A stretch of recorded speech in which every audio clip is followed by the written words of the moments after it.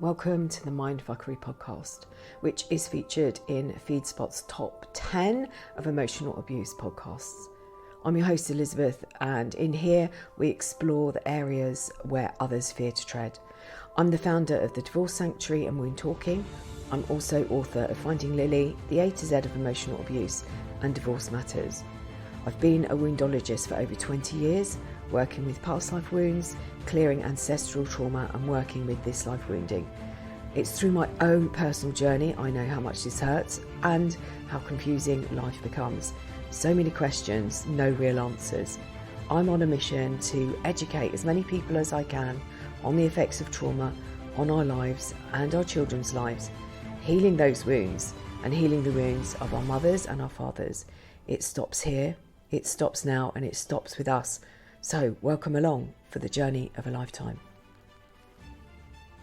Hello, and you are very, very welcome. I am just putting the final touches on the course that I'm running with regards to wound talking and honest conversations. I'm going to put a link below, and I will change that link in a couple of days' time once I've got the exact date and timing sorted. I spoke about this last week. I want to share with you some of the crucial things that will help you heal from this relationship.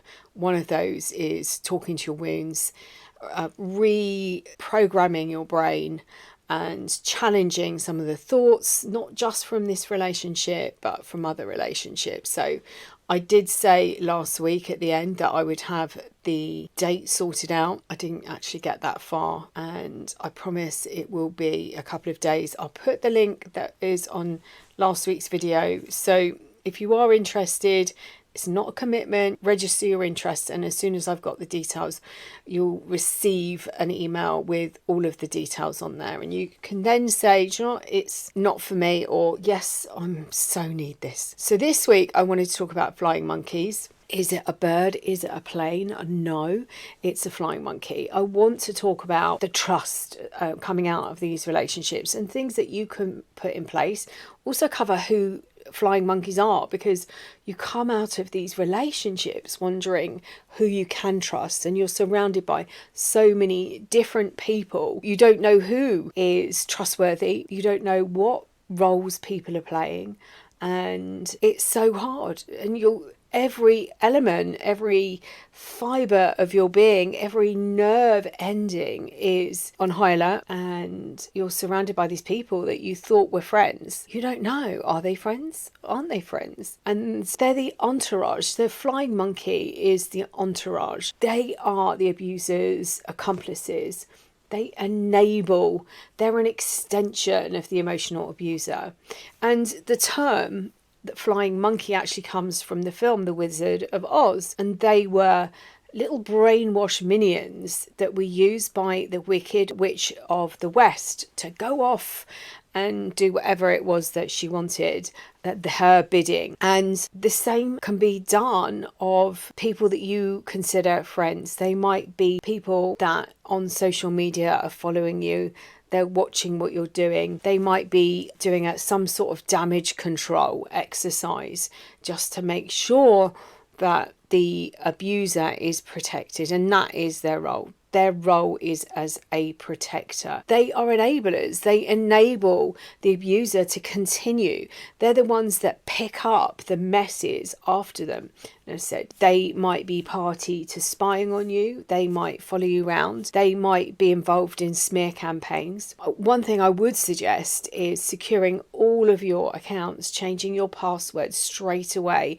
And if you can, use it like a two-step verification. If you've been sharing data, if you've been sharing laptops or phones or anything like that, it just goes straight in and change all those details. So if someone is trying to access your accounts, you will get a notification. Honestly, believe me, it's worth it for peace of mind to do that. You don't know who's watching you, you don't know who's got access to anything, and it's very easy to have things manipulated. So as I said, you come out of these relationships and every fibre of your being is questioning, who you can trust. Trust is a huge thing, and you might be looking over your shoulder, you might be struggling with being on high alert. Anything that moves is making you jump. A leaf, a shadow. I just remember being on alert all of the time. I might see something move in the background and jumping. And it doesn't matter whether you were the one that ended the relationship or whether you were discarded. You still can have these emotions and feel this way, and you can still be surrounded by the flying monkeys. You were the center of this person's world, and all of a sudden it's over. There's voices in your head and you don't know who or what you can trust. Ideally, if you're not run by your wounds, the best thing you can do is remove yourself from social media and go and bury yourself somewhere safe that you can heal. And it's not always ideal to remove yourself, but it is a lonely place. And it might be that because of the confusion of what's happened, that you're trying to understand exactly what's going on. But these emotions still happen. You've still got these wounds and the damage, even if you leave that relationship. I'm going to focus on it, taking you down that route. It doesn't discount you walking away. Believe me, I've been in both situations. And because I walked away, I thought I was okay. I didn't realize how deeply these wounds ran, and I was able to heal quite a lot of them, or so I thought, until I was triggered again, ended up in a similar relationship, and that one I didn't walk away with, my head held high, let's put it that way. And I made so many mistakes. And from those mistakes, if I can help you get out quicker, if I can help you or stop you doing something that I totally regret doing now, I want to share as much as I can. So you've come out of this relationship and you've been discarded. Just change the narrative if that isn't your story. The emotions will still be very, very similar. They're still bubbling away at a lower level. There's confusion as to what's going on. You're starting to perhaps understand maybe who they were, that it wasn't healthy. But there's still these attachment wounds that are going on. You've got people that might not be friends, but are wearing that mask. And I want you to think of a game of chess. I want you to think of all of the chess pieces on the board, because anybody can be a flying monkey. A flying monkey is a different value chess piece to you. You played the role of queen, and it doesn't matter whether you're male or female, your role was queen and their role was king, ultimate leader of that board. They're in charge of their team, of their rooks, of their bishops, of their pawns, of their knights. They're in charge of that team, but they're very limited on their moves, so they need other people around them to do their work. Looking at the pieces on the board and their values, they will pick the higher values and work down. Their children, in my opinion, are always the pawns. It doesn't matter.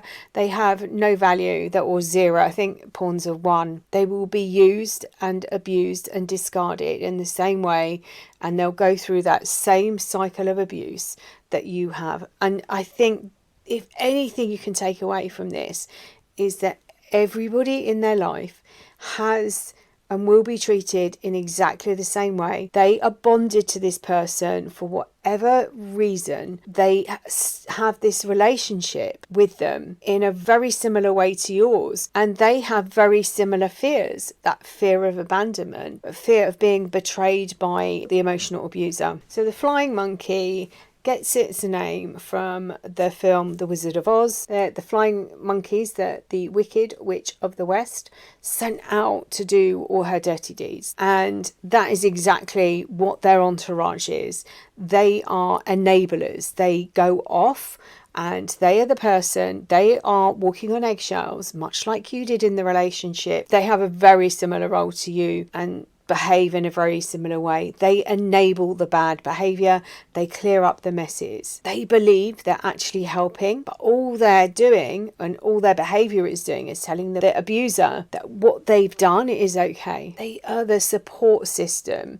They support this toxic or emotionally abusive person. They defend them. They might not agree with everything that the abuser is doing, but they put up with the behavior in the same way or a similar way to the way that you did. It might be that they're sitting in the background waiting to step into your role. It might be that they're waiting to take the number one spot, to step in as queen into this game of chess that they're playing. And that can be male or female. They are living on a promise of recognition. They get something. This is like the relationship that you had. There's an exchange of energies there. They also get something from the abuser. And it's really hard. You've had your trust in what was going on. Your fake future's been destroyed. You created this life, or you thought you were working towards this life. That's now gone. Everything you did is like that proverbial slot machine. You stand at the slot machine and you've pumped in everything. You've pumped in perhaps your life savings, all of your energy. You've dropped boundaries. You've changed your life to support this person. They've taken what they believe that you want to be as a character. They played that role. They've put on this mask and played a role. They've taken everything and listened to you so you feel validated, you feel seen and heard, and they've taken all of that information. They've then taken what you want and what your vision of the future is, and they've sprinkled that into what they want. They've surrounded you with people that are close to them. They may have triangulated you. They may have played you off against people. They keep them just close enough to create that jealousy, but also far enough apart so that you can't talk or compare notes. And what can happen in these situations where you've been discarded, and as I said, it can be the other way around, the confusion, the cognitive dissonance as things are emerging, you get no closure, you don't really understand what was going on, why you've been treated this way. As you start to unpick and you start to realize what's been going on, your mind can get really confused, because what you've been told was a lie, you're now discovering is the truth, and what you believed was the truth, you're now discovering was a lie. And that is just like a huge mind fuck. It can turn you crazy, crazier than crazy, crazy. And you can do things completely out of character. Is it like seeing red? You know, when you're completely blind to any rationality, you lose where you are, you lose who you are, and you're living from a place of fear and a place of survival. So your brain has been turned off now. You'll go into survival mode, and you can do some odd, out of character things, risky things, and you are surrounded by people that you might not be able to trust. And that's why I say, you know, if there's a possibility that you can go to ground while you sort this cognitive dissonance out, while everything that is completely turned upside down. This is like Alice falling through the roots of the tree, and she's falling down and down, and she's flipping over, and her dress, it acts like a parachute one minute, and she catches it and she flips upside down the next minute, and she lands at the bottom, and she finds that she's too big to get through the door, so she finds a drink that shrinks her down, and she realizes that the key to the door's on the table, but she's now too small to, it's honestly, it feels like you're in that story. You get to a certain point and it's like, oh no, the key's on the table. Now I've got to work out how to get up because I'm tiny. How I've got to get back up onto that huge table and find that key to get through this small doorway. Then find something else and it explodes and makes you huge. And you're like, oh no, now I've got to get back. And it's like that all the time, lurching from one situation to the next situation. And because of everything that's going on, you can do and say and behave in ways that are completely out of character. And that is fuel and supply. They take this information back. Look, master, look what I've brought you, giving you this information. And they get a pat on the head and they're given the supply. They're seen and validated in the way that they need to be seen and validated. And that is the role. There are other ones. Children can be used as flying monkeys. Again, these people might not know what is going on. They might not understand the role that they're playing. Children can be questioned, where you are, what you're doing, who's coming into the house, all of these things, because they can do it in a way that I'm looking out for you. I want to look out and make sure that your needs are being met. Of course, yeah, of course. Let me tell you all this information. So they can be friends, they can be family, they can be people that you work with, they can be acquaintances, they can be friends of friends. The abuser plays the victim. Oh my gosh, this is what happened to me. Let me help you. They won't know that I'm looking at the social media. You can't go on there. They'll see that you're on that social media. These are the conversations. I'm not saying it's word for word. Let me go and have a look, and I can find out and make sure that you're protected. Of course, we need to make sure that this isn't being said and that isn't happening. It's so easy for people when they think they're helping someone else and they're protecting someone else to get involved in that role. So they might not realise that they are actually playing the role of a flying monkey. And so it's so hard when you come out of these relationships, your trust is being smashed with a huge sledgehammer and you don't know who you can trust and who you can't trust. Doesn't mean that you can't trust everyone, but it also doesn't mean that you can. So it's about being aware and understanding that not everybody is looking out for you. Look at, if you're on social media in particular, because that seems to be, everybody will go to social media to look people up and see if they can find them, whether it's on Facebook or Instagram or LinkedIn or Twitter or Pinterest or Snapchat or whatever it is that you're on. Start looking at locking everything down. Your laptops, if you were sharing things, change all your passwords on your email, and then start looking at the people you're in contact with. And you can set things up. On Facebook is an easy one. For me to describe. I'm not sure about some of the others, but if you use this as an example and see whether it's something that can be replicated. In Facebook, you've got the ability to show people various different audiences. So it might be that everybody can see your profile and what you post. Go in to the pages, the things that you like, the places that you've been, your photos and things like that. Because if someone's going to stalk you on a level, they're going to look at everything. So lock it all down.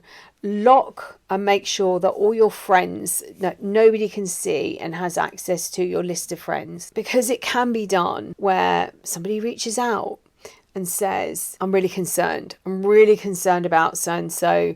I'm really concerned about Jane. I'm really concerned about Naomi. I'm really concerned about insert your name. And I just want to make sure they're okay. And they can go through the list of friends and say, have you heard? Has she said anything? And just want to make sure that everything is okay. Now, if you've been posting on social media saying, oh my God, this is awful, this has happened, blah, blah, blah. They might say, oh no, yeah, I did see something. I'm not 100% sure what's going on. Or they might be really close friends and say, yeah, I'm really concerned about her. And they're doing it to protect you. They're thinking they're helping. And this is how people get sucked in. It's a bit like hoovering. People want to help people and they might not realise they're being manipulated. And as I said, the flying monkeys might not realise they're being manipulated. And if people have got access to lists of friends, your friends might not realise that you're being manipulated. Nobody will know what you've been through because that's a unique experience to you. And only a person who's been through an emotionally abusive relationship will have an understanding of what you've been through. Not their story, but it will be something similar. They'll have a different version of it. We're all affected. It's, the straw that broke the camel's back is heavier for some people than it is for others. That final crunch, the thing that gave way, the thing that tipped you over the edge, it's going to be different for everybody. But there's something about these relationships that are very similar. And if nobody in your friendship group has experienced this type of abuse, they will think they're trying to help you. They might not know how to help you, and it might scare them what they're seeing, and they might back away. And if somebody approaches them saying, I'm really concerned, I just want to check, they might think, oh yeah, me too. And it's a way of downloading and offloading and say, yeah, I'm really concerned. So lock your friends down. There's another tool in Facebook, and I'm assuming you can do it with other social media, is that you can restrict who can see your stuff. So you can set lists where people don't see your information, they don't see your posts. So you could have your ex's entourage, you could just even call it that, and then start putting people in there that you're not sure. But there will be people in their entourage that don't like them. There will be people that have seen through who they are. There will be people who've seen those glimpses and thought, oh, I don't get a good vibe off that person. So it's about understanding and understanding the role that a flying monkey has. And as I said, if the ideal place is to just get off social media for a moment while you sort yourself out, because once you've worked out who you can trust and who you can't trust, it makes it so much easier. Don't allow them to manipulate and gaslight you or even triangulate you, because the flying monkey might do that. Again, they might do it because they are higher up on their narcissistic scale. They get supply from the abuser. They might do it because it ticks a few boxes for them in their pursuit. Maybe they're jealous of you. And I remember I was going off to do aerial yoga one Sunday morning, and I was supposed to be working, and I'd taken the morning off to go and do this. I've been wanting to do it for ages, and I got up, so I was potting around. I didn't have to be up particularly early. I was getting myself ready, flicking through social media, and I saw that somebody had liked a photo, and this person was very close to my estranged husband, would have been at the time. We weren't divorced. And I thought, oh my gosh, we're like 2 years separated. I wasn't in contact with this person. We had never spoken since the separation. And all of a sudden I get a notification on social media. And it was that morning, Sunday morning. And I thought, do you know what, that's it. And I went through and I systematically blocked all these people. But I went down that stubborn route of, I have nothing to hide. I've done nothing wrong. It doesn't matter. It really doesn't matter. Build a team around you. You might feel so very lonely because these emotions that are going on, everything that's happening within your body, again, it doesn't matter whether you've been discarded or whether you've walked out of the relationship. You still go through these moments of doubt. Have I done the right thing? These emotions are overwhelming. The flying monkeys can carry out that gaslighting. So it's really important to write out and have your story. What happened? Have that written down somewhere. So when they try to distort it, or if they try to distort it, they might not, you can go back. Well, that didn't happen. Whatever it is that you think, or whatever version you've been told, that didn't happen. So you're not doubting yourself, because gaslighting has you doubting if it was abuse in the first place. Don't be afraid, if you're not 100% sure who these people are, in pausing them on social media or putting them in this group where they can't see anything. They can't see anything, they've got nothing to go back to. And if they've got no access to your friends or to be in contact with your friends, the thing is, you have no idea what's going on outside your little bubble. And as I said, people might think that they're helping you, and they concerned about you, they might reach out to the wrong people and pass over information that could be detrimental. Now, I just want to go back to this game of chess. So in a game of chess, there are 16 pieces, whether that's white or brown or black or tan, whatever it is that it is made from. There are 16 pieces in one set. There's one king who's, in my eyes, is the emotional abuser. There's one queen, and in my eyes, that is your role. You are the queen. Whether you're male or female, you are the queen. There are 2 rooks, 2 bishops, 2 knights, and 8 pawns. So take 2 away. There are 14 people surrounding the emotional abuser. They have their inner circle and their outer circle. The 8 pawns will be part of their outer circle. They might be the partners of the rooks, the bishops and the knights, and maybe a couple of children thrown in there. After the queen comes the rook.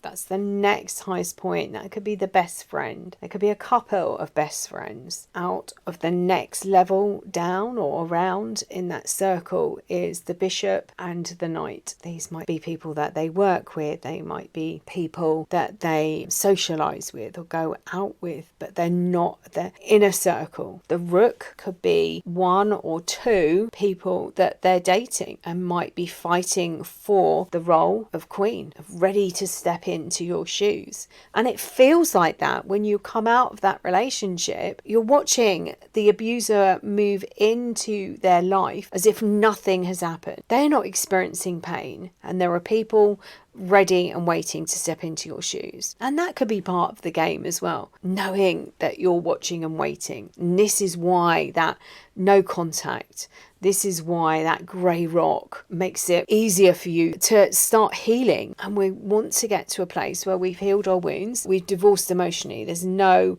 response whatsoever. Because every time you respond, you're sending out a signal saying, I'm still in pain, you've still got control over me, you're still able to hurt me. And the pawn would be, this will be their children. And they might bring those children in and out from time to time as they maybe have more value. They might have more value at holidays and birthdays and events where they can show them off, and then once they're done with them, they go back to living in that outer circle again. They have no emotional connection. They don't know how to connect emotionally, not just to you, to their children, to everybody around them. They have this ability to see and hear people, or it looks like that's what they're doing. The pawns will be things like the attention they get at the hairdressers, the attention they get in the supermarket, the attention they get on the train. They might be people that they meet at the coffee machine or the person they meet at the water fountain. And the other ones will just be surrounding friends of friends, or might be people at work that give them a bit of attention or who listen to their story, soothe their ego. Oh, they're there, that's awful. So a flying monkey could be anybody. We just don't know who they are. Not everybody that we think is a flying monkey is a flying monkey. And this is why it's so important to protect yourself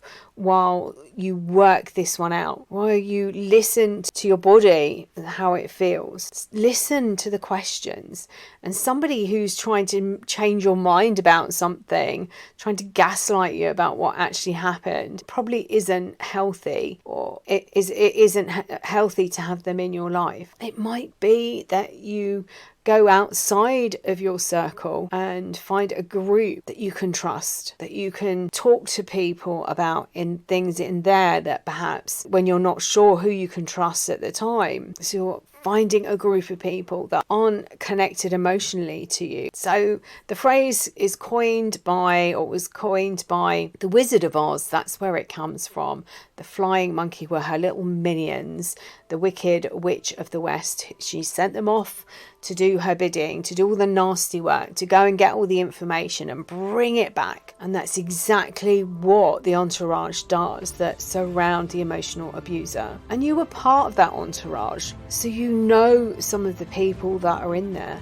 They'll be doing it through what it gets them. It might be that somebody wants to step in your shoes. They think that you had this amazing relationship and they want that. Little do they know, it really wasn't that amazing, and you were fighting for your life. You were gasping for air most of the time. Once that honeymoon period was over, and once they started spinning you round on that wheel, the cycle of abuse, taking you through and confusing you and getting you dizzy and taking you round and round and round, and as you were coming out going, no, enough, they go, oh no, and love bomb you again. Sit and write your story. It's one of the most important things you can do.